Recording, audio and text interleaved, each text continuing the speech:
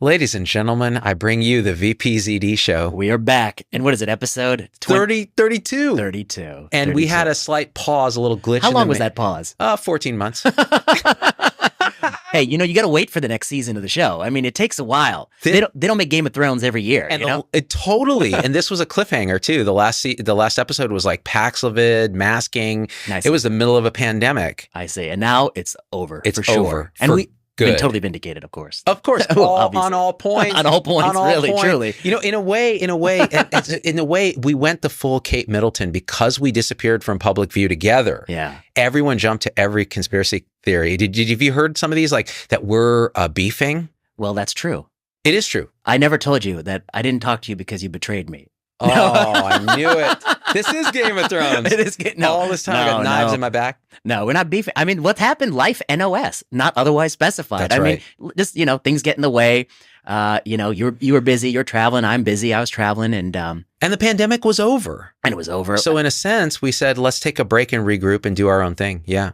Yeah, I think that's right. And I think, I mean, I don't know if everyone will agree with us, but I think like part of those pandemic shows, many people stopped me on the street at Whole Foods and thanked us for doing that and sort of bringing sanity to that discussion. And then, it died. It's gone. I mean, we can talk about that, but it's not the same as it was, and we don't have to fill that moral role of providing some sense to that. And I think that's important for people to know, like the VPZD show was a product of necessity. It wasn't like we were out to make a bunch of money and get influence and all this. I'm still looking for that money. Me too. I'm still looking for the influence. At this point, the YouTube algorithm's like, you're dead to me. You're talking about meditation. Yeah. But when it felt like it was right to take a pause, we did. And I think, a lot of people won't do that. Like they'll beat this thing into, like this pandemic stuff and all of that. And then when we got back together, and we're still friends. Yeah, we hung out outside of this show. Yeah. People are like, oh, you're beefing and you hate each other. That's the only reason you would walk away from like one of the most popular medical podcasts. And it's like, no, because we don't want to talk about the same thing until it's time to do it again. The best medical news show, as I always like to say. That's right. And Vinay always made it a medical news show. It was a medical news show. Whereas I was always dragging it. Now, one thing, the thing you said about people stopping you, like I thought this was interesting because the same thing happens here. And they'll say, I showed up during COVID because you and Vinay were like, you made me feel like I wasn't the crazy one. Yeah. That's what I get. And then I stayed because you're talking about whatever it is you're talking about now, whether it's awakening or art and medicine or whatever it is. And I was like, that's awesome. Like that makes me feel really good. That's very validating. It was. I run a research team at UCSF, and there are a few people who joined the research team. And when you ask them like why you joined, oh, you read my paper in JAMA, or did you see, this research project we did? No, they're like VPZD show. I was listening to the VPZD show. It's so funny. I agree with a lot of the points, and I wanted to do the research behind it. And so VPZD show was also a draw for the academic types. And there's one person on my team who every week at our meetings is like, when are you going to do the next episode? I need some content for my drive. Dude, that is awesome. Well, so I'll do a monologue video about like everything is empty, radiant awakeness, and we're just springing into and there's no birth and no death. And then someone in the comments will be like, what happened to Vinay? Well, he's not enlightened. He can't be on that show. He's too enlightened. Too enlightened. Too enlightened. Okay, Eduardo, if you're listening, you got it now. The VPZD show, we're back. You can stop bugging me about it at the meeting. That's right. And all the thousands of people that have messaged me, where's VPZD, can chill for a second, right? So what are we going to talk about today, ZD? Okay, a few things. Yes. The first thing I have to talk about is something that's like a big deal for me. Yeah. And it's I think for my audience in particular, it may be a bit of a deal because they know my dad. So earlier this month, my father, Rustam Damania, passed away at the age of 84. Thank you. But I just wanted to tell the story real quick because it's surprising to me how this went down and how terrible these things can be and the deal with grief. Because I think many of us in medicine, we're used to dealing with families. We're used to telling people bad news. We're used to all these things, but we're not so used to having it happen to us. So this is how it kind of went down. Like my dad, he's been on my show. We have clips all over of him. He was in my TED Talk. Like, he's a big part of my life, right? Physician. That was part of the model of like, how do you be a doctor? And as he entered into his 80s, he started having more and more health problems. You know, he had AFib. He had COPD that came from living in the Central Valley of California, which is a polluted hellhole on some level where I grew up. And I still have fond memories, but like the air quality there is terrible. He never smoked. So he had COPD, and then he started developing some diastolic heart failure. So he was admitted to the hospital 2 years ago. It was a mess. And it was one of those deals where, like, you know, community program in the Central Valley, and I'm calling and I'm trying not to be the guy that like is the doctor relative and this and that. And my mom is there, and she's a psychiatrist, but she's retired and she's 81. And so she's trying to manage all this, and I'm managing remotely. They're about 3.5 hours away from here.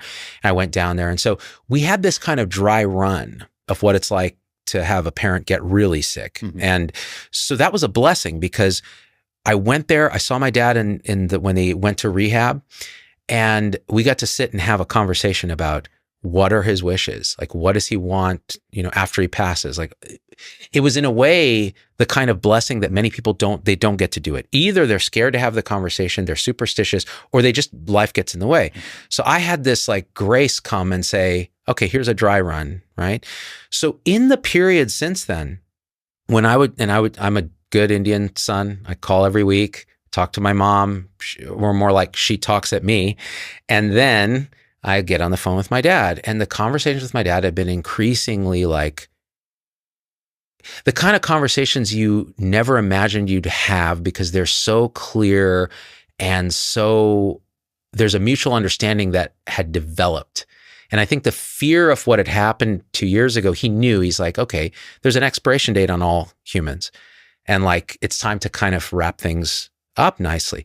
So the conversations we would have are things like, he would say, why aren't you practicing medicine? Like, don't you feel like, you know, if you're not seeing patients every day, there's something wrong? And I asked him, well, why is it that so let me ask you a question. Like, if you didn't get paid and you had all the money you wanted, like, you know, you're retired now, would you still go and see patients? And he did. He would do disability evals just to go see patients. And he said, yeah, I would. And I said, why? He goes, there's something about getting up in the morning, putting on a shirt, putting on a suit, a jacket, and going as a professional to go help other people. There's something about it. Sense of purpose. It's a true purpose.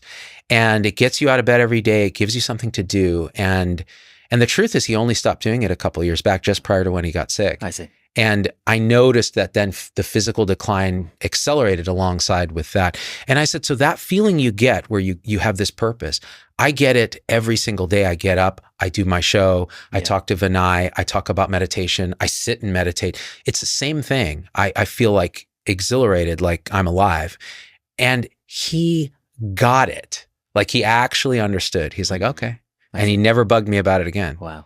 Which I'll tell you, 5 years ago, no way, because his way of showing love is to say, have you saved enough? Do you have a backup plan? Are you making money? You know, this kind of thing. Course. That's the love language that he has. So then there's this kind of slow decline. My mother was his caregiver, really, and they lived on this like country ranch where I grew up, 2.5 acres of orange orchard. Long story short, she really, I mean, it was full assist.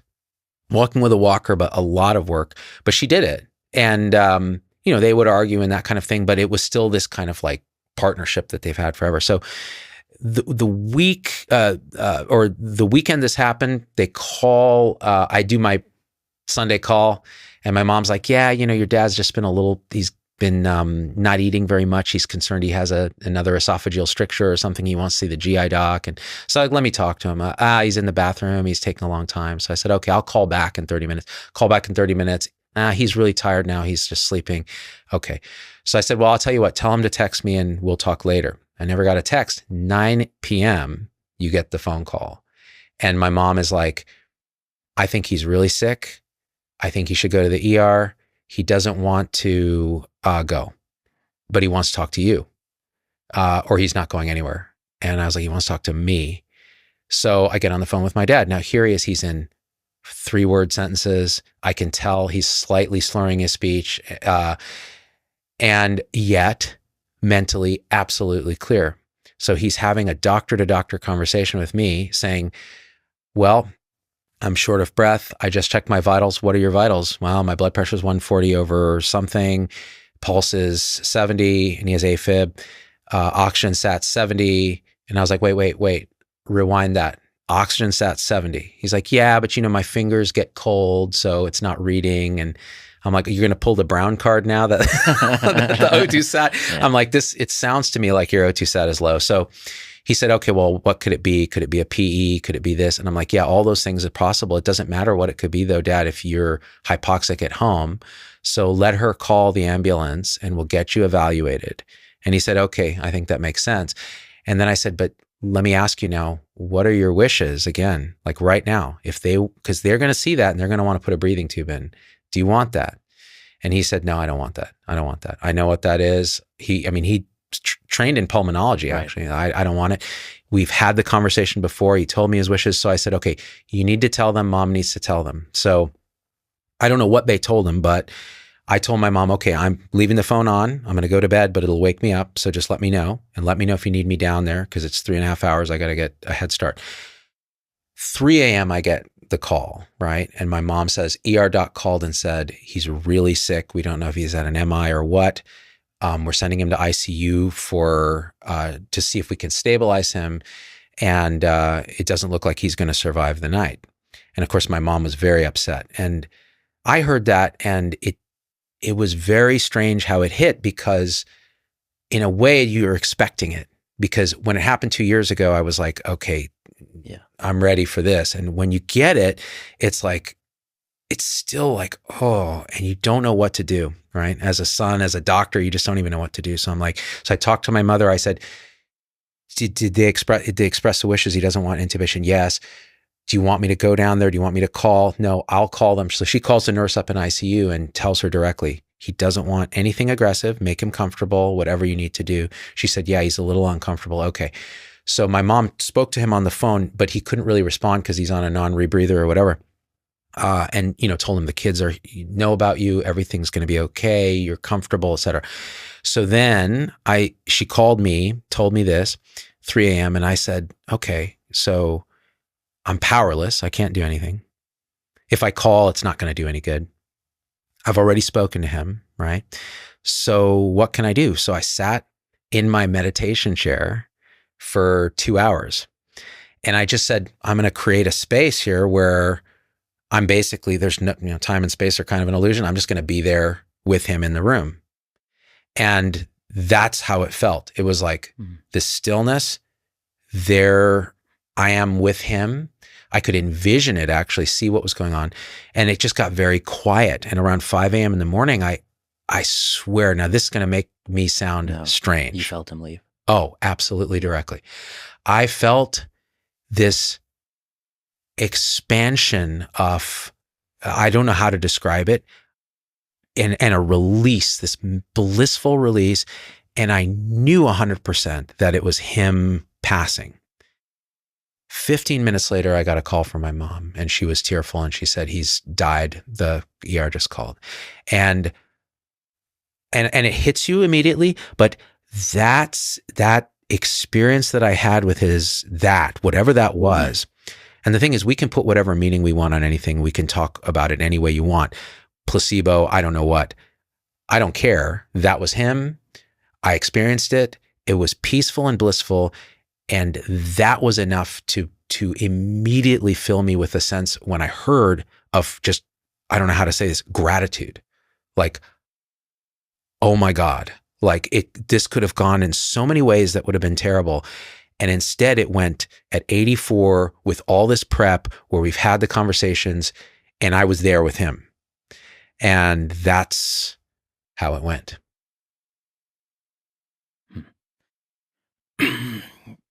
You caught me off guard. I wasn't prepared I didn't know what you're going to say. And I don't know, maybe someday I'll share a very similar story to what you experienced, because I've experienced something very similar too. But I guess my thought is that, maybe the gratitude is that he lived a good life, and all the ways in which medicine could have bungled that last day and has bungled it for so many people, your gratitude is that they didn't bungle it for your father, and he had the death that the death that he wanted, at least. Yeah, that's right. That's it. And that was not without effort. That was not without conversation. That was not without some degree of courage on his part, courage on my part, courage on my mom's part, to say, the writing's on the wall. Everybody dies. And what shocked me was was that sense of gratitude. There wasn't this immediate sense of loss. It was a sense of, oh, wow, what a relief that went the way it was, and how horrible it could have been. And also this sense of gratitude for him and everything he's done. And then over the next few days, that's when just the waves of loss and grief and sorrow and crying and all that just shows up. You don't look for it, you don't troll for it, and there's a lot of thought and identity around it, and that relaxes, and then it's just felt purely.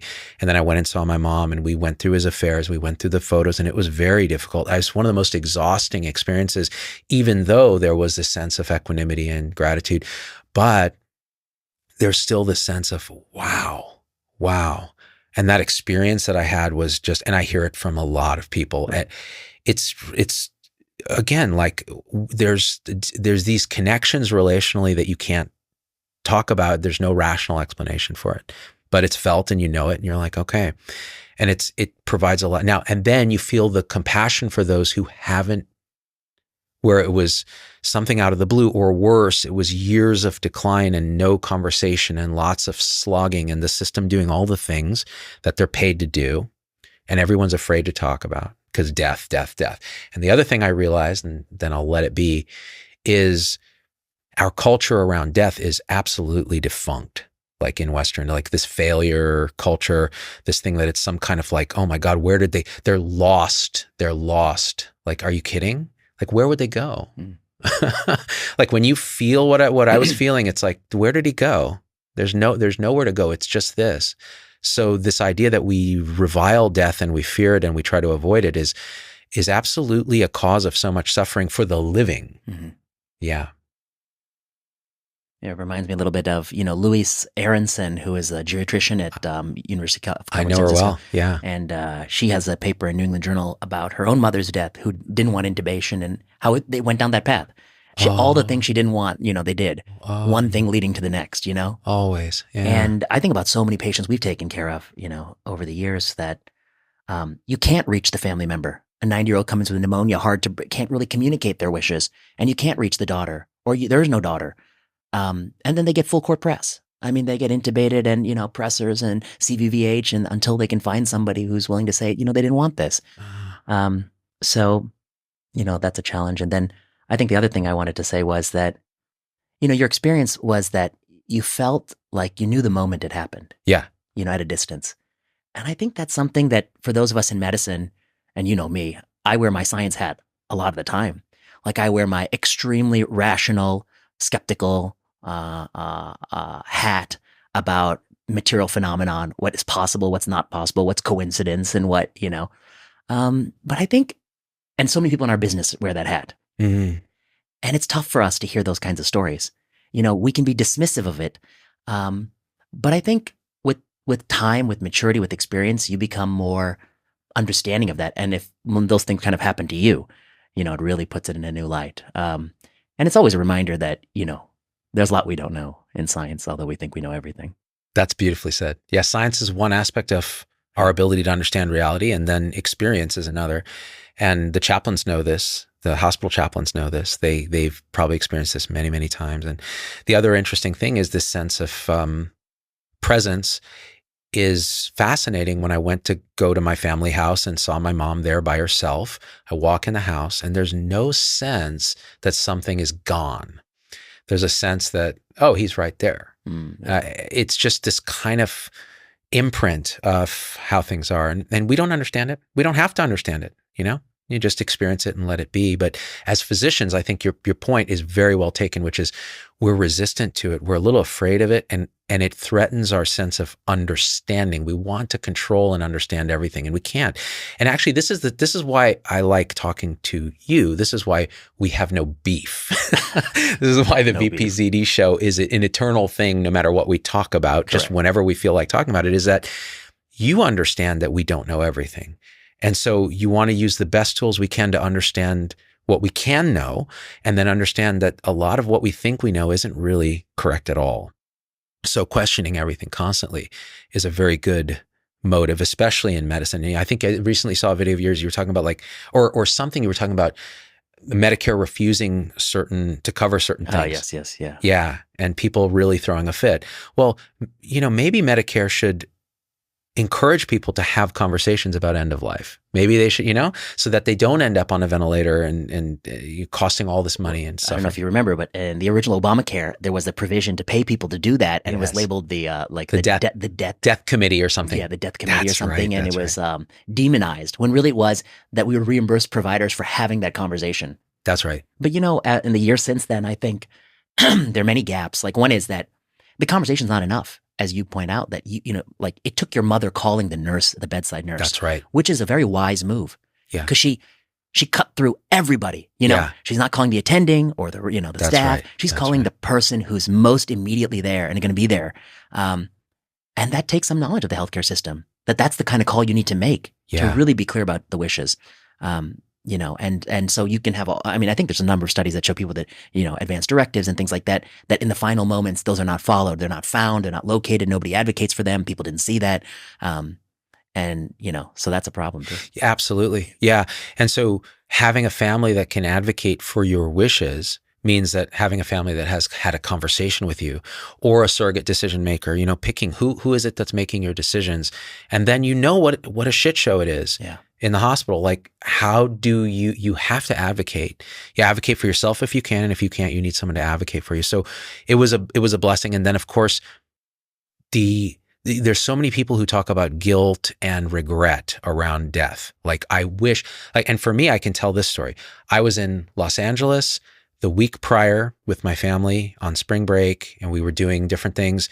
And I could have driven up through the Central Valley and seen them. I would have seen him the day before he passed if we had done this. But there was something in me intuitively that was saying, don't do that. It will stress your parents out. They'll have to go into host mode. There was something in me that said no. Now, there's so many ways to look at this now and go, oh, well, if I had just gone, it's just so terrible. Please forgive me, this. But it doesn't feel like that at all. It feels like that's exactly how it went down. That's how it happened. That's how it was supposed to happen. Yeah. So I think the point here is, for many who've lost someone, they live in this world of thought construction where it's like, I should have, I would have, I could have, why didn't I? Or anger, or all the things. Those can arise, that's fine. But man, it generates so much suffering. And the loved one that's gone, honestly in most cases, would not have wanted to see you suffer like that. So you have to forgive yourself. Like, if you haven't had the conversation and someone was tortured on event, you have to say, that's just how it went. Now I'll do something different for the next loved one or whatever. But you can't beat yourself up over it, because that can just get brutal. I think we, as people, we do a very bad job at thinking we know the answer to what would have happened if only. What would have happened if only I had stopped? Now, one narrative you might have is the regret narrative, that if only I had stopped, I would have get to see him one last time. Maybe I would have been able to do something that would have prevented this outcome.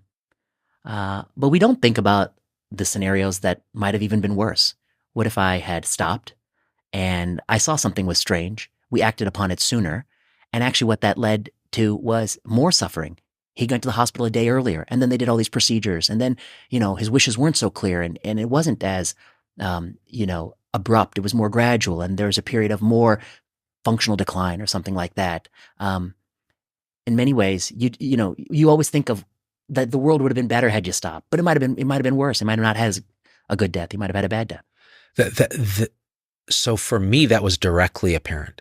If I'd gone the day before, I would have seen him and I would have been like, you need to be in the hospital. Correct. Yeah. And it would have been, I just know it would have been a shit show. Yeah, he would have been getting there a little bit earlier, more medications, more procedures, more testing, more intervention. And he was so frail to begin with. Yeah. And he had told my mother 2 years ago, he said, this is all I want. I want another couple years at home where I'm being able to watch my Indian movies on YouTube and sit in front of my TV and do that. And he loved that stuff.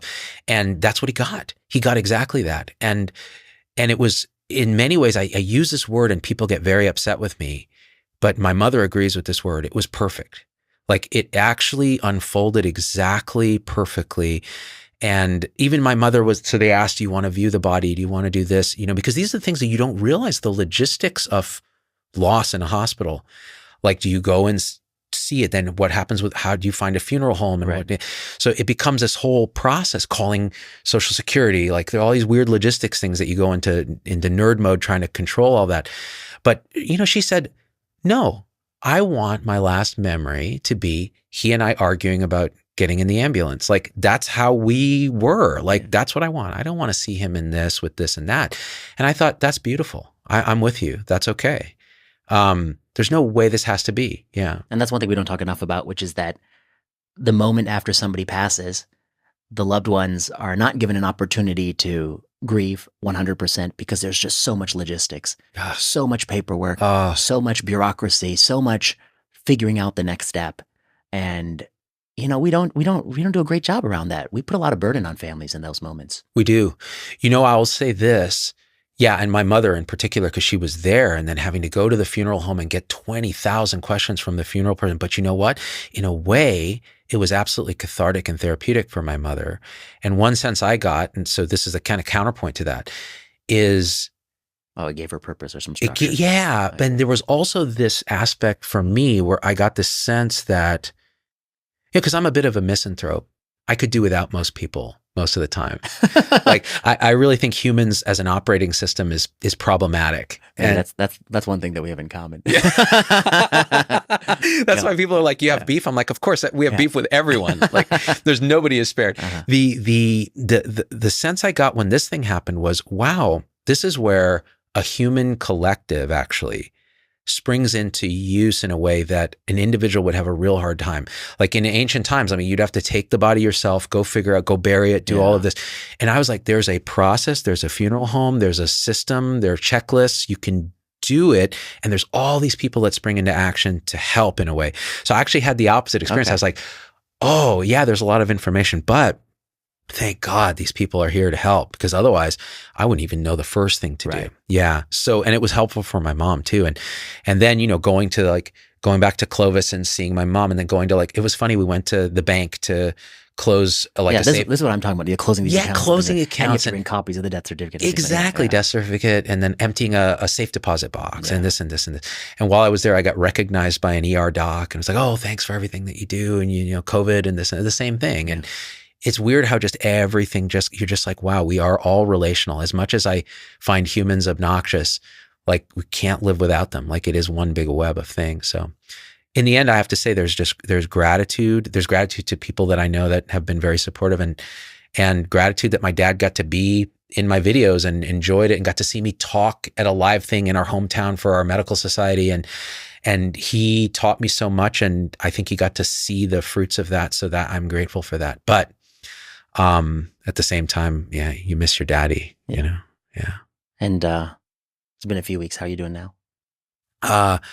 It's funny, like, it just out of the blue, I'll think, oh, I got to call my dad today, and there's nobody there. And that's when it kind of really, or you'll see you'll hear a song or something, it'll hit you. And the beautiful thing is when grief comes now, I tell you, like, I don't know, Vinay, like 5 years ago, before I'd done all this nonsense meditation stuff and going to retreats and working on this sense of identity and self and all this, this would have been very, very hard. Like, because I would have been in thought, thinking. And instead it's like, I just feel whatever comes up, and it's gone in 5 minutes, and then the next thing and the next thing. And it feels in a way the best way to respect what we had was to honor it energetically and on a real visceral level. So when grief arises, you feel it fully, and then support your mother, support your family, and that kind of thing. And so I'm doing great. I mean, to the point where, you had texted and said, are you okay to do a show? I can come down tomorrow. And I was like, this is absolutely what we need to do. Yeah. So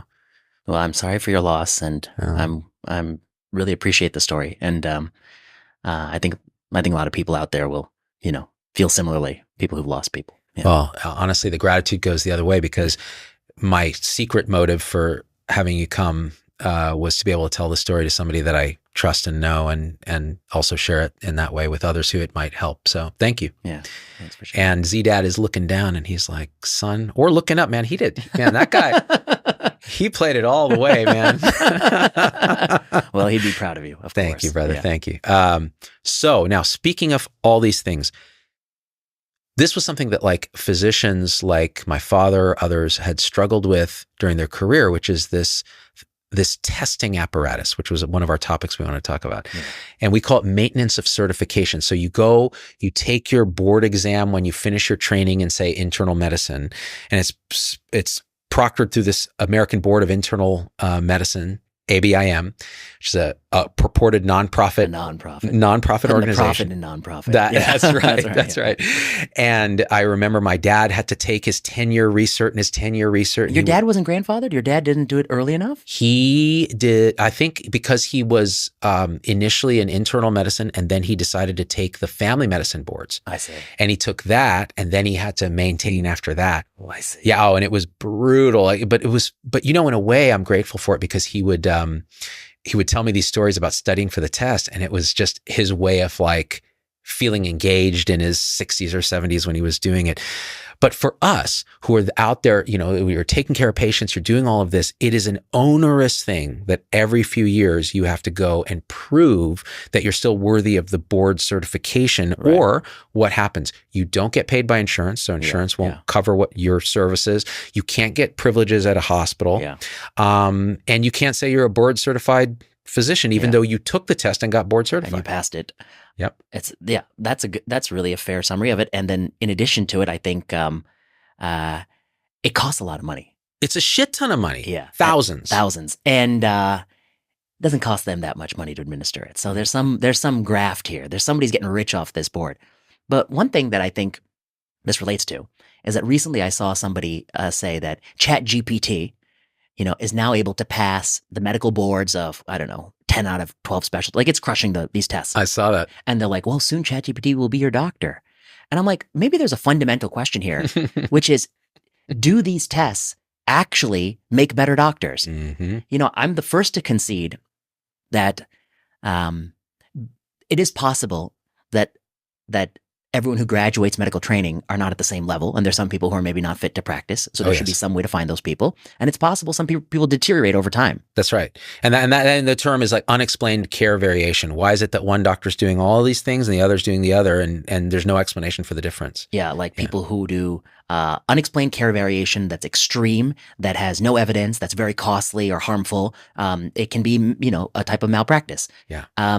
Okay, so that's a problem. And then somebody can deteriorate as they get further along in their career and maybe not keep up with things. But what is absolutely unproven is whether or not this multiple choice exam, actually solves these problems. The multiple choice exam prevents people from practicing who can't pass the multiple choice exam. But the questions are not real life. They often test esoterica. They often test that old saying, why does the drunk look for the keys under the lamppost? Because that's where the light is. So in this universe of like medical understanding, there are a few things, PDGFR mutation is hypereosinophilic syndrome. That's tested, because we know that one thing. But, other things that we may not know that are relevant are not tested. These little factoids are tested. These sort of trivia, the bits of trivia are tested. And not so much, the actual day-to-day practice of medicine. So to me, one of the additional frustrations of the system, and we have to get into the MOC part, but the system, prior to 1992, I think, you would take the test once and you would be good for the rest of your career. I think in the mid-1990s, they made it so you have to take the test every 10 years. And it seems like that's what your dad experienced. Yeah, and I did too. I took it at the 10-year. At the 10-year mark. Mm-hmm.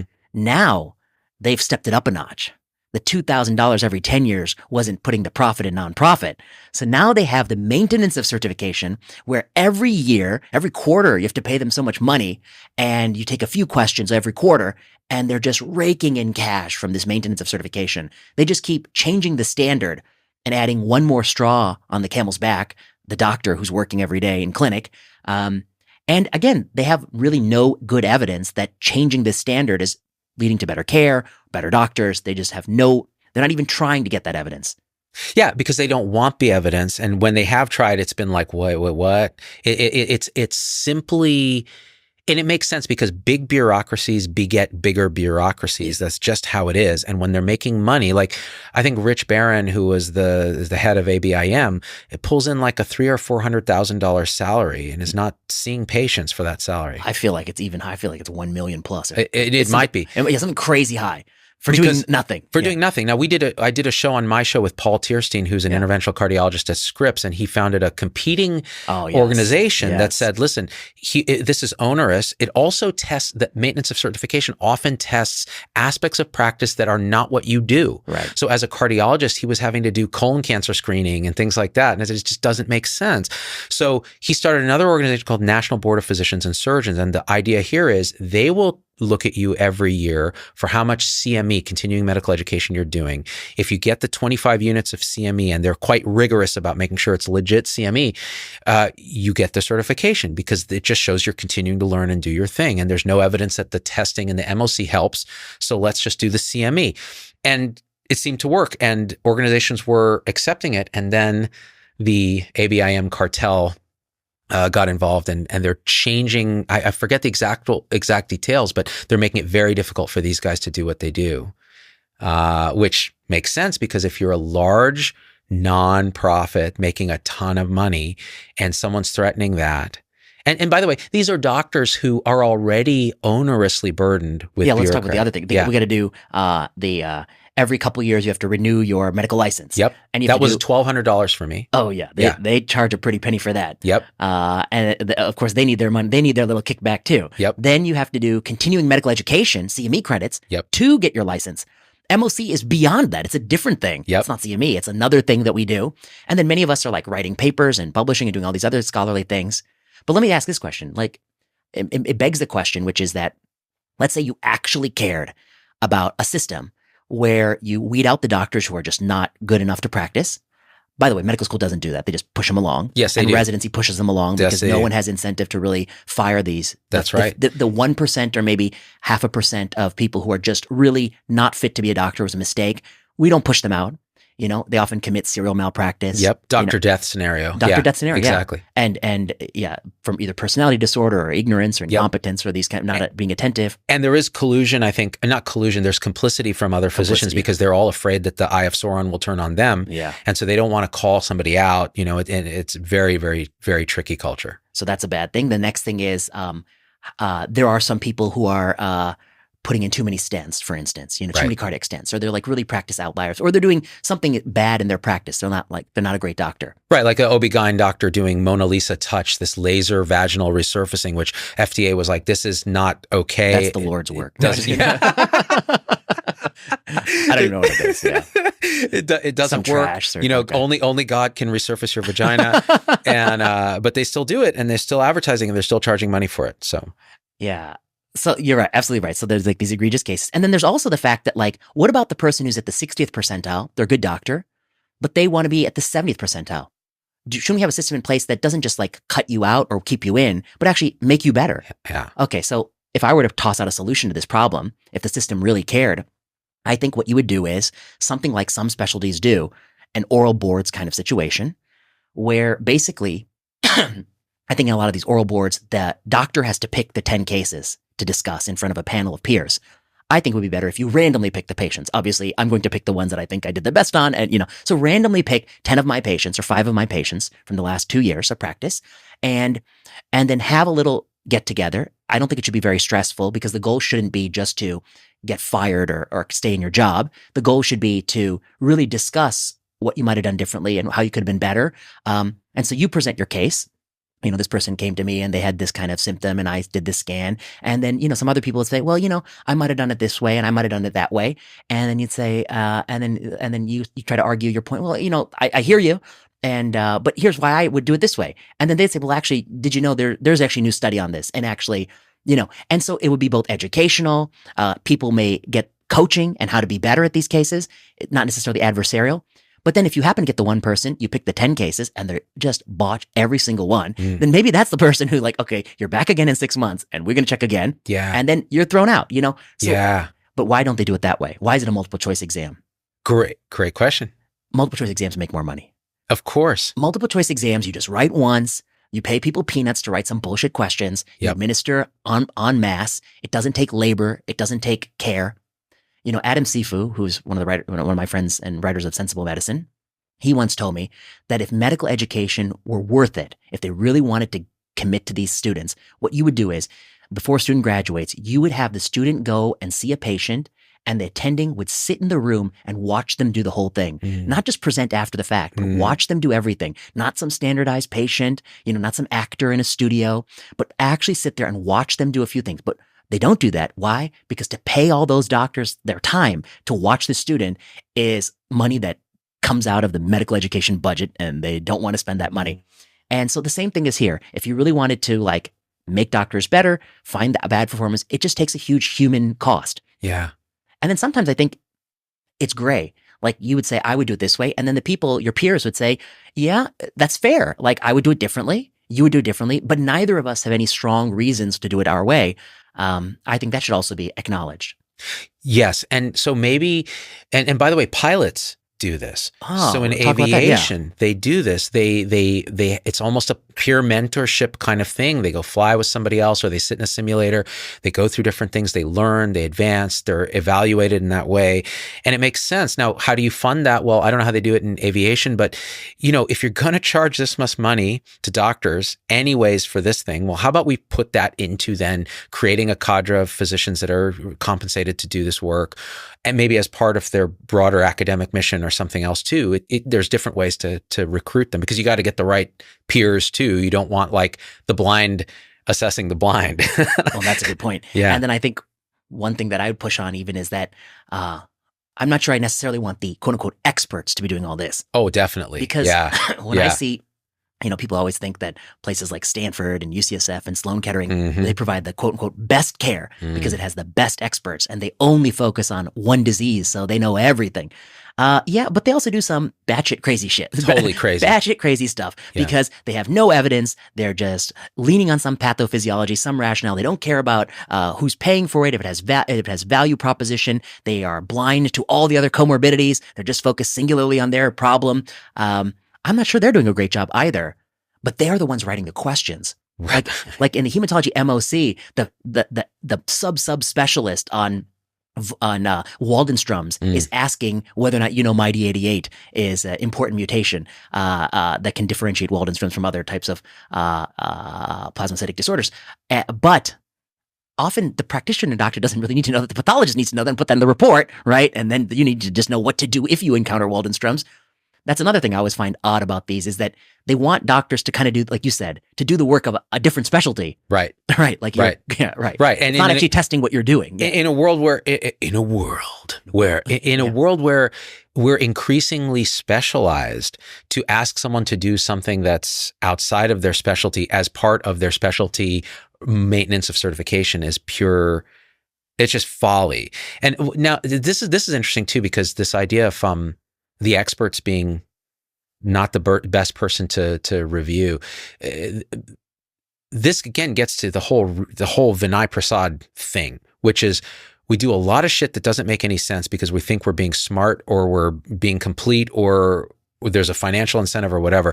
And I remember now one of the biggest reliefs going from being a resident in training with attendings and higher residents than you telling you what to do to being an attending. There's a lot of fear and there's a lot of insecurity that comes with it. But one of the big reliefs was, wow, I no longer have to listen to these so-called smart attendings make me do things to patients that I know are not helping, don't have great evidence, are a bunch of old guys sitting around a table, and they make you feel like you're a bad doctor or incomplete if you don't do it. And you know what it's doing to the patient. It's like the nurses know when you're torturing a patient with your orders. So do the interns and the residents, you know? So again, and it gets to, again, maintenance of certification, like who, you know, I love the idea of a kind of a peer process and having it be oral. In fact, when I went home to see my mom recently, she was talking about, I got this thing. We were going through memorabilia. So I got this thing when I passed my psychiatry oral boards. And she says, you don't understand what a big deal that was. Like, that was a big deal because you're there with other psychiatrists. It's like a peer thing and you're talking about patients. And I was like, that's awesome. Like, I think you said a lot of great points, but one point that really resonates with me is that great feeling of being attending where I no longer have to do something stupid my attending told me to do. Yes. I'm finally free to make my own bad decisions. Exactly. Right? I can do my own stupid shit. I can do my own stupid shit. No. But hopefully you like, I'm going to try not to do stupid shit, but I'm not compelled to do someone else's clearly bad idea. And I think there's something else that happens. I'm now almost, would you believe I'm about to start my 10th year of practice as an attending? That's nuts. That's when I quit. I'm trying to think. When did 2005 I started? I'm getting close to 20 years in medicine from when I was a student, but 10 years as attending.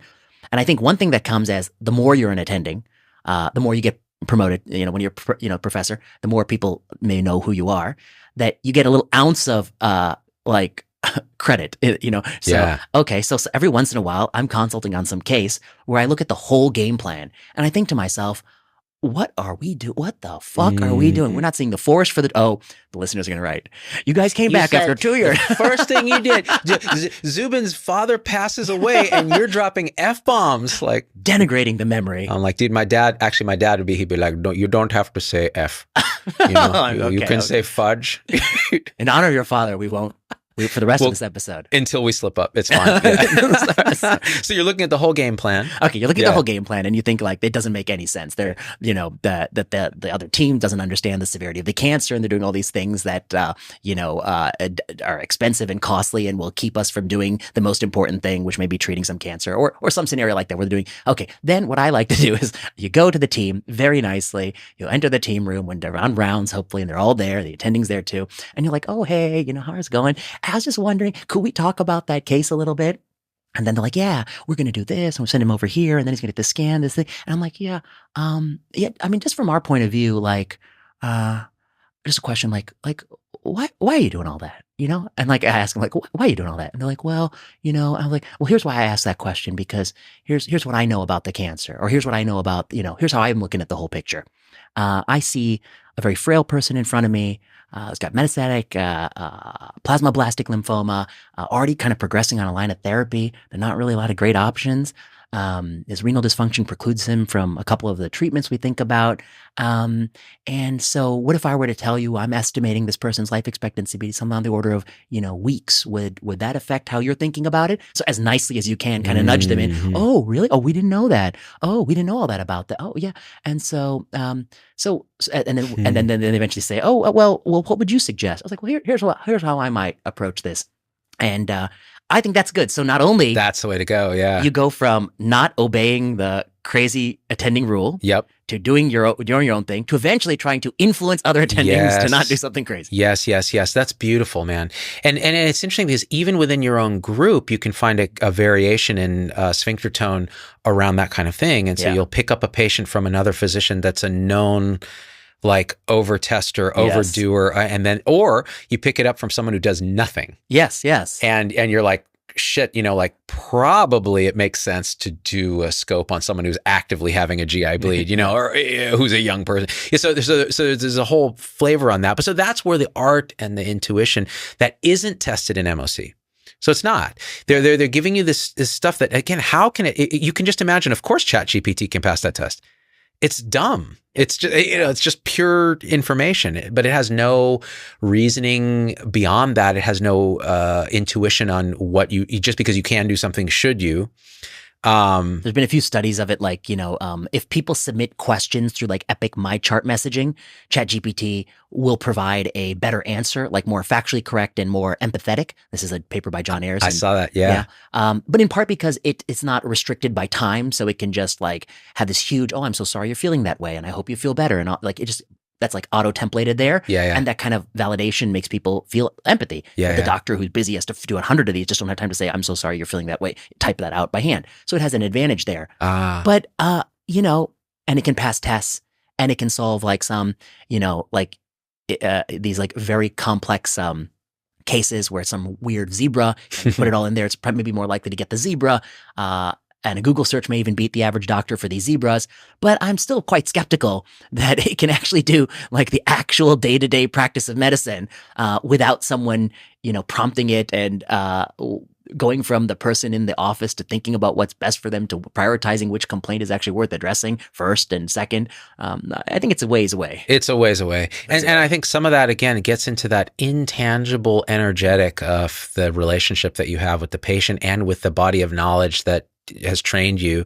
At some point, maybe I'm no longer a complete atheist when it comes to AI. I think there may be a little God in there somewhere. That's well put. Yeah, I'm also, of course, naturally skeptical of technologies, but I was initially optimistic about AI in healthcare, particularly in a field like radiology, image detection, in a field like augmenting colonoscopy visual detection. Right. But I think these randomized trials need to be powered for clinical endpoints, not just for detection of polyps. That would be important. Okay, we could unpack that if we have time. But the thing I think it would be very useful for is, when you and I started training, we had paper charts, right? You had paper charts? I had paper charts. The good old days. Yeah, even in University of Chicago at like 2007, we were paper charts. Stanford 2003, 2002. Yeah, the sticky red binder. Yeah, and I don't want to know why it's so sticky. It's so sticky because everybody's touching it with gross hands. Nobody washed their hands, especially back then. And dude, it was so. And trying to find him. Where is it? Yeah. Who is it in this team room? Where's Mr. So-and-so's chart? Who has the chart? Oh, it's in radiology with the patient. Yeah, it goes with them. Yeah. So there definitely were improvements to move the electronic medical record, but there were some downsides. Now, the copy and paste mentality. If you actually open someone's Epic chart and you want to figure out what's going on, it's a disaster. Yeah. I mean, it will take you a serious time commitment to try to find the useful things in there and try to find a note that isn't just boilerplate copy and paste. So I always thought ChatGPT, one of the best roles it would have is that imagine it was always looking through the whole chart and always writing a 3-page Wikipedia page, a summary at the front of the chart, real time. Anytime somebody writes something, it's like summarizing and synthesizing, just at least as a blueprint for what you might, a table of contents for this huge chart. Man, that would be absolutely the best thing that AI could do in the immediate. And it can probably do that. It could probably do that. It's pretty close. You feed it enough info and then you give it the specific chart and it's like, okay, here's the deal. Here's the one-liner in the form of a page and let it be a page. That's fine. Because it'll probably pull shit out that we're missing. Yeah. That's deep in the game there, like when you got that thick ass chart and you have to biopsy it with the thing they used to check Arctic ice samples that 2 million years. Get the CO2 levels from 200,000 years ago. Arctic core. Yeah, that's what it's like getting in there. No, there's a funny YouTube video recently of a guy dropping a camera down one of the holes they bored in those Arctic things going back. It was 2 million year old ice. Oh, how deep is it? And oh man, this thing is dropping and dropping. And it looks like a Doctor Who intro. It's just like going through this tube. They finally get to the bottom and it seems like hours and they get to the bottom of this thing and you're like, that is a shit ton of ice. And they're in like age. Of course, they've introduced all the modern CO2 right into the sample. Right. What do they look for, like air bubbles or something? Something like that. Okay, so I think we've talked about MOC. I think that's good. I think hopefully administrators, physicians, politicians will wake up and this will not be allowed to continue the way it is. And I think like the Justice Department is looking into racketeering. Yes. And so if you're listening, report the ABIM to the Justice Department for monopolistic practices. Yes. Because they've engaged in monopolistic practices. They are unwilling to generate evidence for their interventions. And they like to cite low-level evidence. We didn't talk about this. They like to say things like, "Oh, doctors who are not board certified had more malpractice claims than those who are." Of course, that doesn't prove that the board certification is the reason why they're getting pure malpractice claims. It proves that the few doctors who are so disinhibited that they don't check all the boxes, like we're a type A anal person checking all the boxes. The few people who don't check those boxes are probably disinhibited in other ways. It's not the checking the box that. I'm Dr. Nick. Hello. I don't need any board certification. That is exactly right. Exactly right. Now, I think this is important as a call to action. The Department of Justice is currently taking complaints against. So you can Google this. Go to nbpas.org, maybe the National Board of Physicians and Surgeons, and you can see they recently sent out an email saying how to do this. I think it's important that our voices are heard in this. And if ABIM thinks that low-level evidence justifies the MOC program, they need to take my maintenance of certification and epidemiologies to learn a damn thing or two. Okay, Okay. They need to take some more education. Oh, heck yeah. You're welcome in my class. That's right. Meets Tuesdays, 1:30 p.m. Vinay of certification, dude, the VOC. That's VOC. what they got to do. The notorious VOC. I love it. I love it. Now, All right. you talked about something in our last segment, polyps and colon cancer screening. Now, I turned 50 last year. I just turned 51. They got you. And they got me because I did a FIT test, fecal histochemical test. Yeah. Yeah. Say that again for me. Fecal immunohistochemical test. That's right. I'd forgotten what it stood for. FIT. If you're nasty, I did that. I pooed in a jar that you put over the toilet, and it was really a lot of fun. Hat. It was, yes, I like jar because it made me feel like a child playing with my own poop. So you crap in this thing, you just incredibly complicated. And this was the specimen that this was the actual specimen. Yeah, it's for people who are just listening on the podcast. Vinay just handled my feces. There's a poop emoji. A poop emoji, a physical poop emoji. Yeah. You poo in this thing, and then there's this complex box that you have to fold exactly right, or like origami. Like origami, or the mail carrier will have poo on them because it will leak. I see. Errant feces. Yes, errant. So you're thinking about a 75-year-old with mild dementia trying to do this shit, literally do this shit. See, even my dad would say it is shit. Yes, this is shit. And so you do it and you send it off and they run the thing, and mine was negative. But apparently you have to do it every year. And apparently insurance doesn't cover it. So it was $632 for me under my plan at the time. Interesting. And so I said, okay, well, you're telling me I can just do one colo once and get it done and get 10 years. Get a maintenance of certification for 10 years. Get your 10-year certificate. I did it. My ass is clean for 10 years. Yeah. All you have to do is be probed. Now, I wasn't going to do it because I heard Vinay's voice in my head saying, you know, what is the number needed to treat with colo? How many perfs happen because we're giving people lots of sedation? And if you do a biopsy and they're very sedated, you can't tell they're in pain, and you perforate and there's free air and it's a disaster. So I was like, no, I don't really want to do this. But then my wife was like, you know what? I'm going to do it. And I'll do a run for you. She didn't do fit or anything. She's like, I'm just going to do it and be done with it. She wants to do it. Okay, fine. She goes and does it. She comes back. I pick her up from the thing. And she's like, that was the smoothest thing ever. Like, they give you fentanyl and Versed. It's like so great. And I was like, I've never had fentanyl and Versed. I'm like, sign me up. So now I'm like, well, the way they do it here, I was like, all right, I might as well just get it done. Now, talk me through this, man. What am I doing? Wow. I'm doing what the guidelines say, and I'm late, actually. I guess one question is, did you get fit or did you get Cologuard? Did you get like fecal DNA testing? Oh, great. Or did you actually get immunohistochemical testing? Great question. I think I may have gotten Cologuard, but I'll have to look. I see. Because Cologuard is the more expensive one, and that's why insurance usually covers every 3 years. That's probably what I did. And I should know better, but honestly, I just thought it was so hilarious, and I forgot about it entirely. There's a few tests, but I think that like... yeah, Cologuard is probably what I did. Maybe, yeah. Which is probably why they don't want to pay for it twice. Yeah. Okay, so I don't know. What do you want to know about colon cancer screening? I guess I'd say help me. Okay, I'm 51. Like, should I just go and get a colo? What's the deal with? Well, one is you should know that the American Cancer Society has moved the recommendation down to 45. That's right. Which is a recommendation they pulled directly from their ass. Because actually, there is no randomized data from 45 to 50. It's only 50 and above. Okay, so just briefly, I'll give you the brief summary of the data. Yes. Okay, so we now have randomized control trial data for screening average risk individuals who are asymptomatic for colorectal cancer for several modalities. One, colonoscopy, one randomized trial called Nordic, flexible sigmoidoscopy, several randomized control trials of FlexSig, which is like half of a colonoscopy. You look at the left side. You can often use enema to prep rather than drink the whole bucket of Go Lightly and shit yourself the night before. The prep is brutal. The prep is brutal. Yeah. That's a great Lewis Black comedy special, which is he's like, colonoscopy, that's a breeze. It's the night before. It's the night before. Yeah, exactly. Yeah. So we have many randomized trials for FlexSig. We have randomized control trials for FOBT, which is fecal occult blood test, the older one.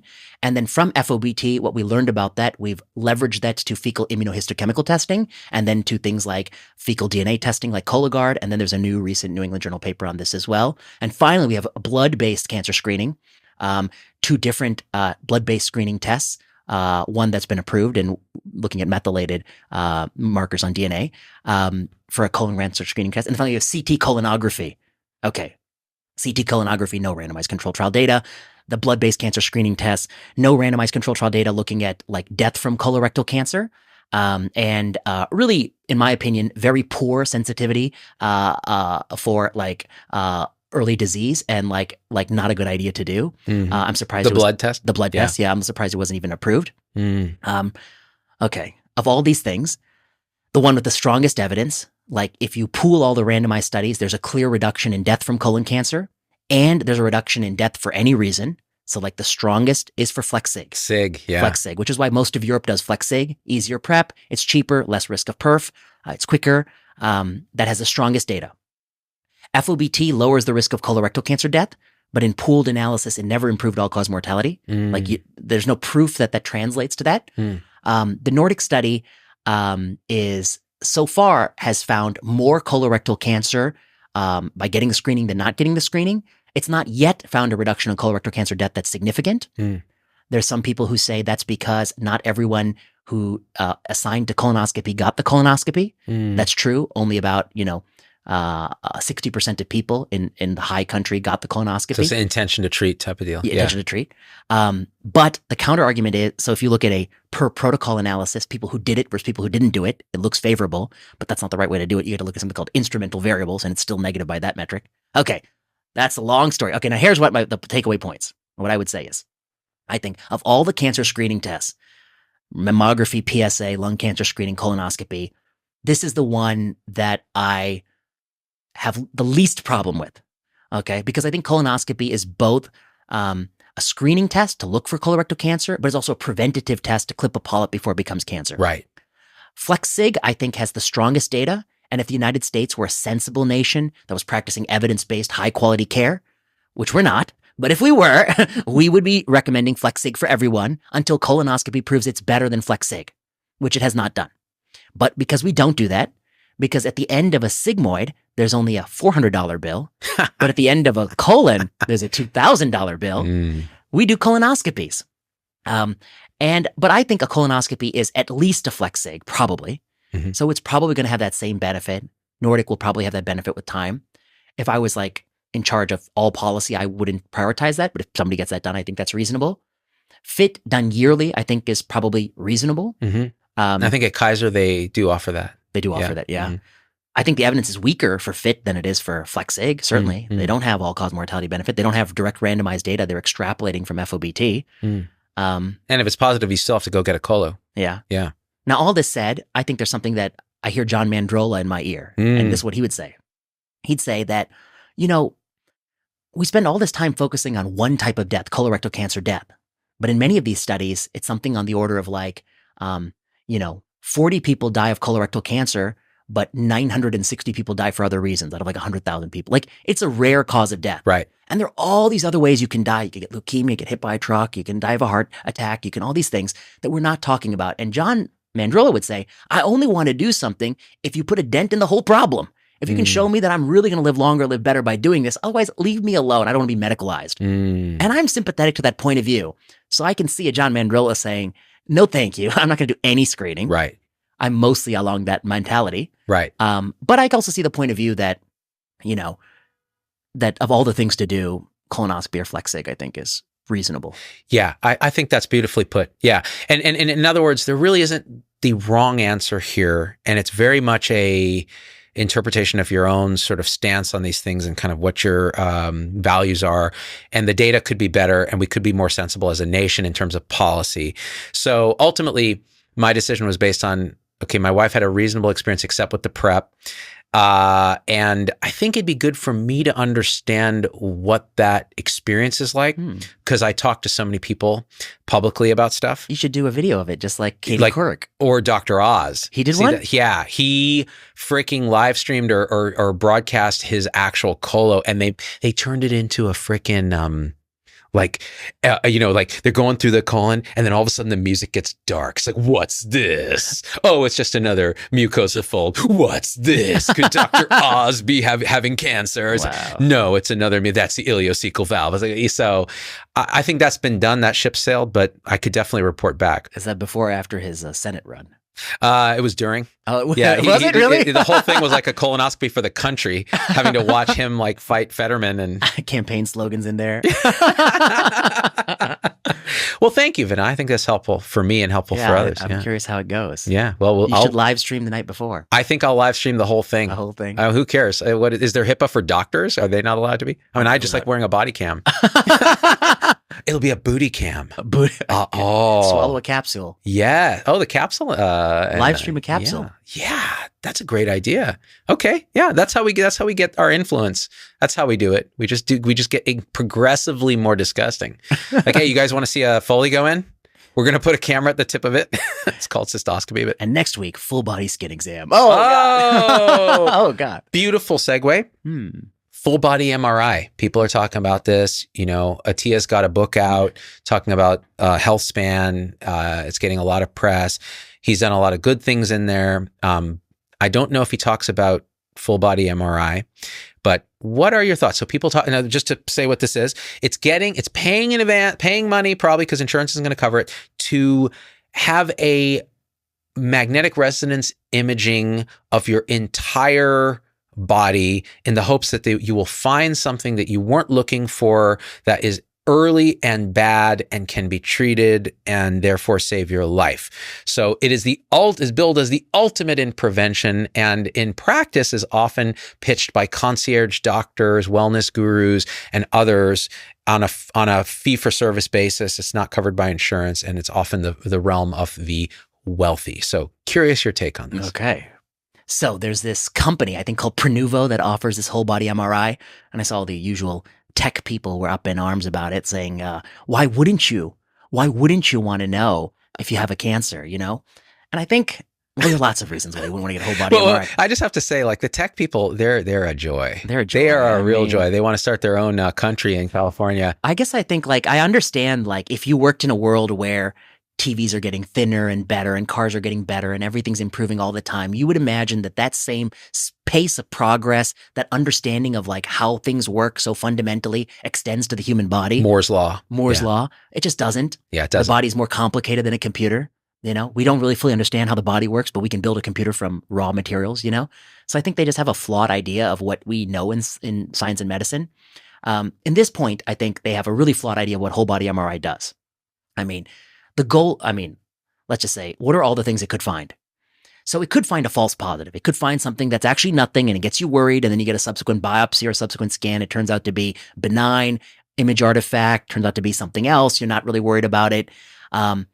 There you may undergo a procedure, you may get more imaging, you may get tests, and it turns out that was unnecessary.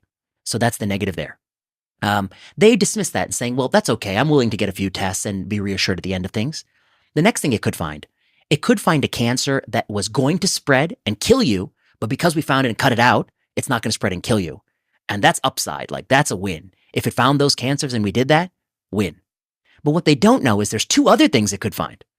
It could find a cancer that looks exactly like the cancer that was going to spread and kill you, but actually wasn't going to spread, wasn't going to kill you, wasn't going to do any harm in your natural life. And by cutting it out, you actually subject yourself to all the risk of the cutting and all the maybe the downstream radiation and chemotherapy without any of the upside because it wasn't going to do anything anyway. And that's called classically overdiagnosed cancers. That's the indolent cancers. Then the third thing it could find is it could find a cancer that looks like it's just in one place and you cut it out in the hopes it won't spread, but it had already spread before you cut it and it was already going to kill you anyway in 2025. And you're just getting more surgeries, more treatment, but it's still going to do the exact same thing it otherwise would. No outcome change. Change. And sorry, there is an outcome change. More suffering for you. Yeah, more time as a patient. Yeah, that's without right. any time. More medicalization. More medicalization. Yeah. Okay, now the thing they don't really get is that we have no idea what's the ratio of these things it's finding. Yeah. And it's probably, we have lots of reasons to suspect it's finding so many more overdiagnosed tumors than it is finding the critical ones. And we know that from data in mammography, where there's this huge surplus in how many cancers are found after mammography was deployed. We know that from autopsy data of older men, where so many men die with prostate cancer, not from prostate cancer. Yeah. We know that like some organs like thyroid glands are notorious for lots of people have papillary thyroid cancer that's not going to do anything. The more you scan, the more you find that the more you remove thyroids, you're not changing mortality. This is the South Korean experience. And so I think the tech people just don't understand that cancer is what the pathologist says it looks like under the microscope, but that doesn't tell you the destiny of what was going to happen to that tumor. And these scans will find masses and they'll find cancer that you're glad you cut out, but maybe you're worse off by having cut it out. And the only way to know if the whole body MRI improves outcomes is to do the studies that they did for colonoscopy and flexible sigmoidoscopy, which is randomize people to getting it or not getting it and follow them for 7 and 10 years.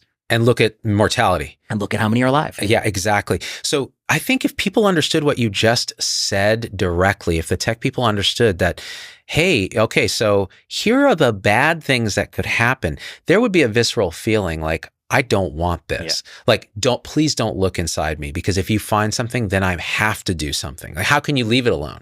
Right.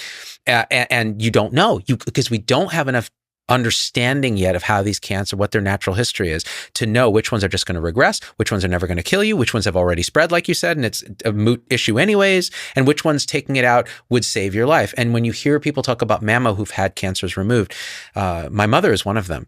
She'll say, that thing saved my life. But we have no idea. Yeah, the truth is they don't actually know. And yet, surgery, radiation, lymphedema, and the anxiety and the stress and all of that. And so again, it's really quite, so then you can decide, okay, do you really want that? Or do you want to take that risk?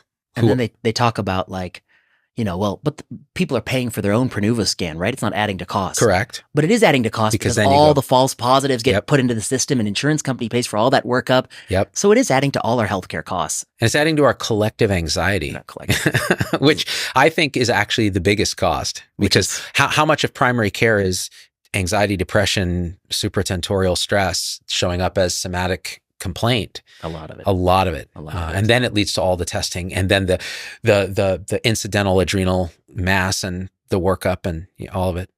Yeah. Yeah. Well, that's how the MGUS and the follicular lymphoma diagnosis, because they have too many abdominal scans. Yeah. Yeah, exactly.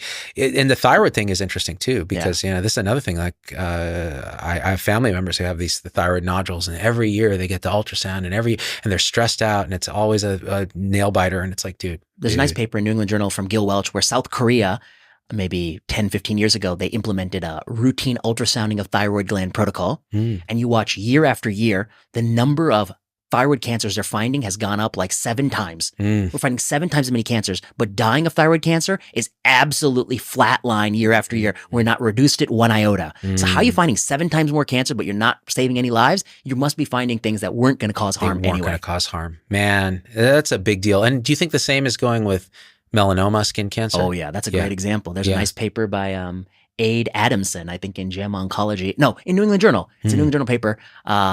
Also Gil Welch, that looks at melanoma, the rising melanoma diagnoses, going through the roof, but death from melanoma is a flat line, suggesting that maybe some of these skin exams, by the way, they could, if they wanted to, these dermatologists could actually randomize people to routine skin exams or not.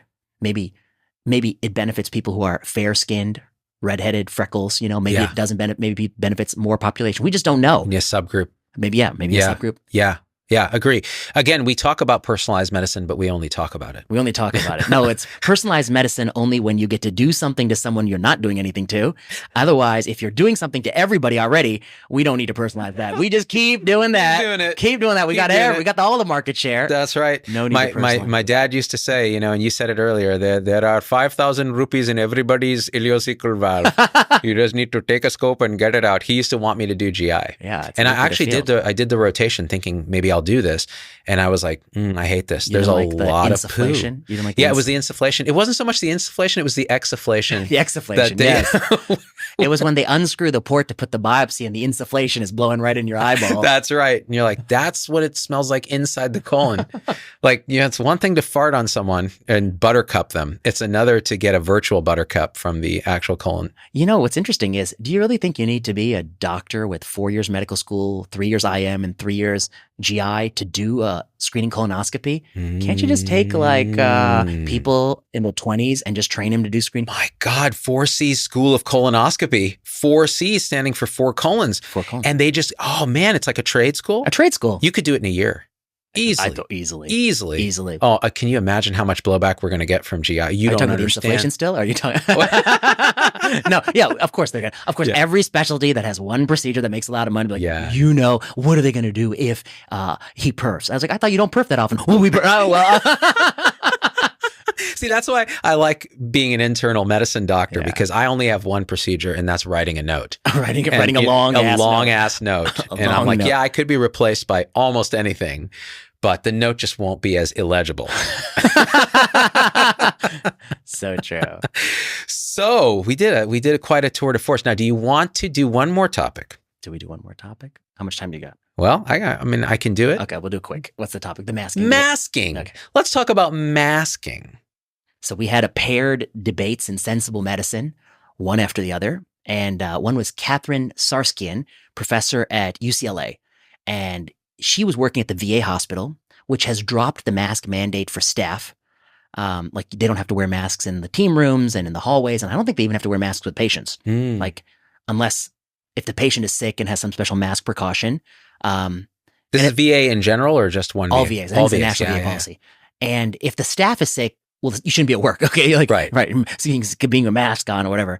And the masks we're talking about are not N95s. Of course, they're these, the baggy surgical mask. The crappy, cheaply spun polyester surgical masks. It's different than the surgical masks from pre-pandemic. They're making them for like cheaper and shittier it's like they kind of It downgraded. Used to be like, I still have a stash from pre-pandemic. They're like, I put them in amber because I want to save them. It's like drinking a real root beer, with actual like root. Like, Barilla. That's Barilla. It's like real good shit back then. The real good mask. Mask Barilla. Now we got the shit mask. Okay, so she's on rounds. They don't got to wear it. And then they're like two interns. It's always a young person, by the way. Yeah. Who are wearing the mask. And she's like, why are you wearing the mask? And like, well, I just trained wearing masks in the pandemic. I'm just more comfortable wearing it. And she writes a really elegant article arguing, very provocative stance, which is that like, she thinks it's unprofessional for them to wear the mask. Ooh. Okay. She's like, first of all, these vets, they're not as worried about the doctor transmission stuff as the doctor. Yeah. Two, they want to see a face. They want to hear your voice. Yeah. It's difficult for hard of hearing patients. Yeah. Seeing a face is part of care, providing the comfort of being a doctor. And unless you have a really strong rationale or evidence for this policy, which, by the way, of course they don't. They've never done any appropriate study to prove that universal masking, certainly not in 2024, improves any outcome for anyone. They didn't do that in 2021. They didn't do it in 2024. Sounds like MOC. Sounds like MOC. Sounds like a good question for MOC. Yeah. Sounds like MOC itself. Exactly. Yeah. So so she argues that maybe even a little further than I would go, that like they should not be allowed to do it. Ooh. Ooh, provocative. And then the counterpoint was from somebody who says, look, I don't do it, but you've gone too far. If they want to do it, let them do it, but I just don't do it. And maybe, let them have the, and it made me think of the analogy, which is that every once in a while I'm sitting at the computer station and someone comes to sit at the computer next to me and they bust out the chlorhexidine wipes and they're like wiping and scrubbing the monitor and wiping the thing and scrubbing the keyboard. And then they're like throwing all these wipes. And I'm like, why are you so worried about infectious disease? You should be worried about all the carcinogens you just deployed. No. I'm like, also like, it's just like OCD, it is. It's like washing your hands. It's a control thing. It's a control thing. And OCD. Yeah. OCD. It's like washing your hands 50 times an hour for no reason. Yeah. Until they're like bleeding knuckles and stuff. Yeah. In which case it's even worse, right? Because they've done, I forget there was data. Yeah. If you disrupt the epithelium. Yeah. Yeah. So, this is interesting, right? Because it gets to, again, a little bit of the culture war around masking. Like you should not be allowed to do it. But she's saying, well, for these reasons, that it's bad patient care. But then people are able to do bad patient care all the time. And there's no data saying it actually harms. There's no data saying it helps. So you could say, well, it should be then the physician's choice. If she's OCD or he's OCD and they want to do it, that's okay. But just the conversation, just the discussion is actually infinitely helpful because it shines the light on this whole thing, this whole madness. I saw some comments are saying that it's important to allow them to do it, so I know which doctor not to go to. Yeah, exactly.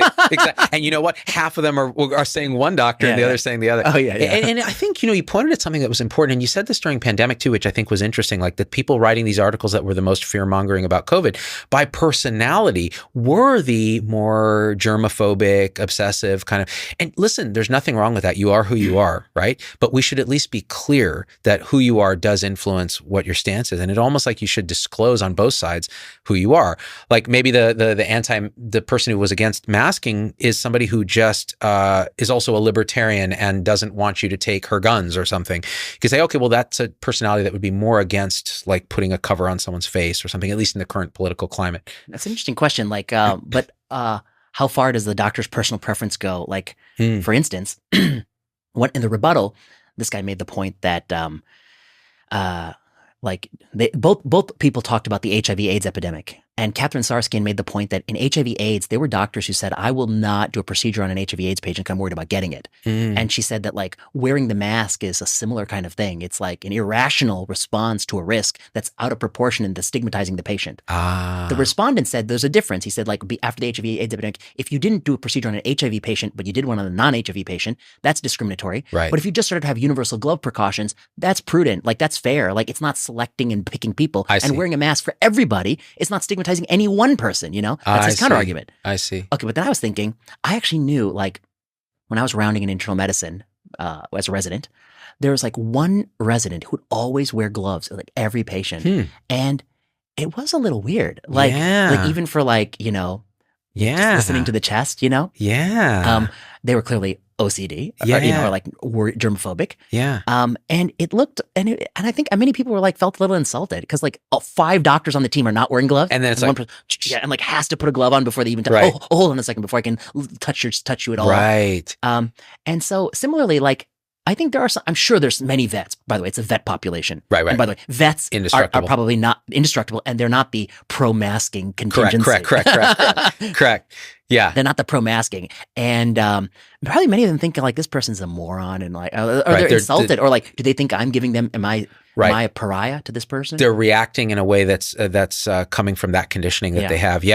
No, it becomes just an interesting question. I don't know there's an answer here, but it's worth like exploring like, okay, so what are the issues? And what you just did was actually go pro and con this idea and that idea, and then kind of trying to weigh it out.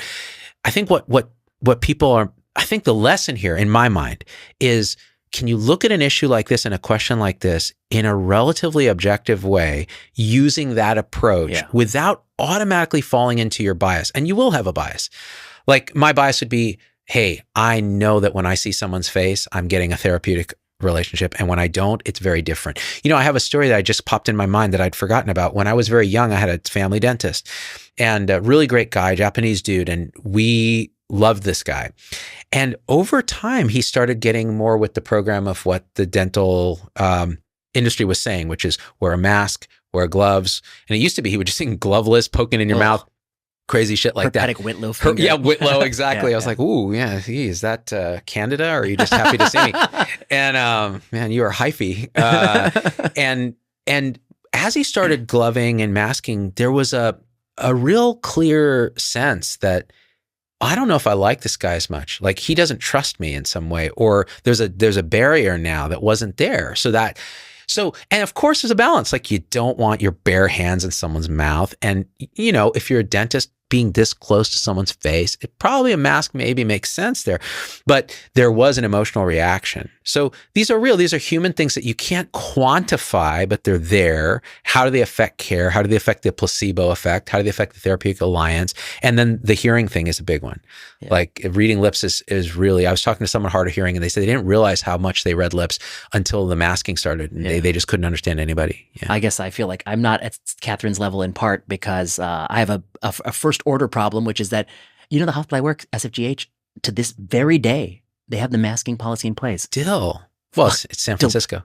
It's completely brain dead, no evidence. And the difference is it's compulsory. They force you to wear it even when you don't want to wear it. Wow. You know, they're forcing you to do this. I think it's expensive too. It starts supposed to expire at the end of the month, and there's no like renewal order. They don't admit they're wrong. They just let things silently expire.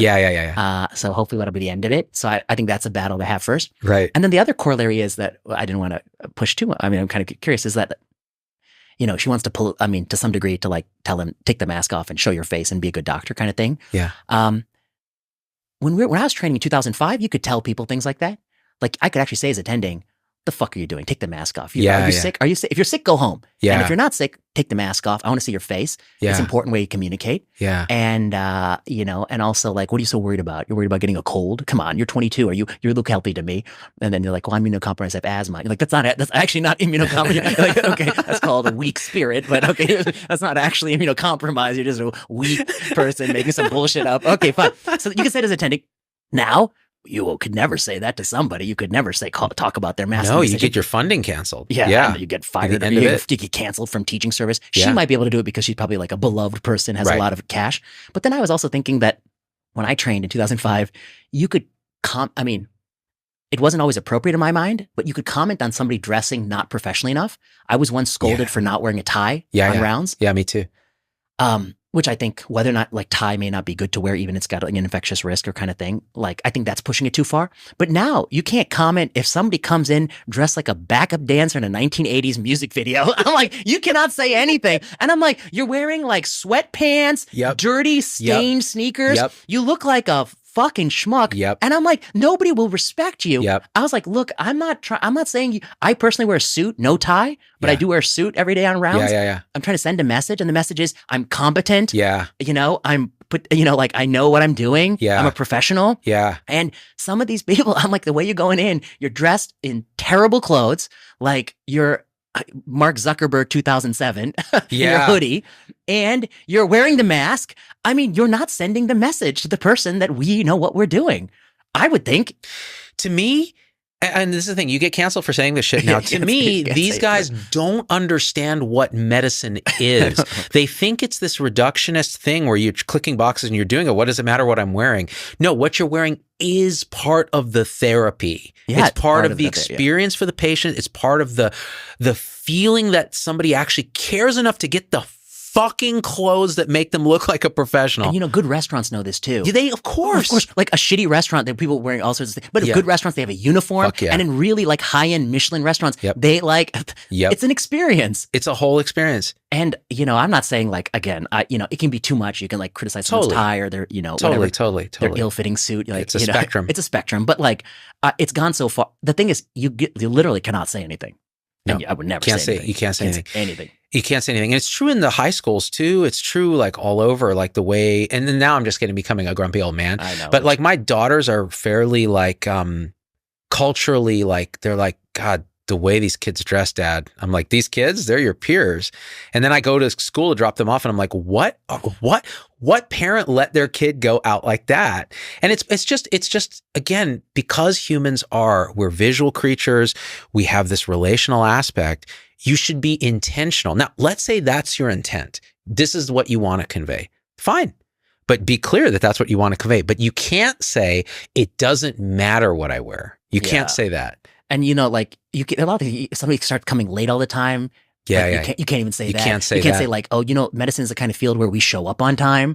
Like that people are elected to do because that's somehow culturally like, well, that's a microaggression. It's a microaggression. It's like, well, against who? Like, against people who are untimely. Get the fuck here. No, you don't call them untimely people anymore. You call them the untimed. Oh no, people who are occasionally untimed or something. Right. Yeah, there's some.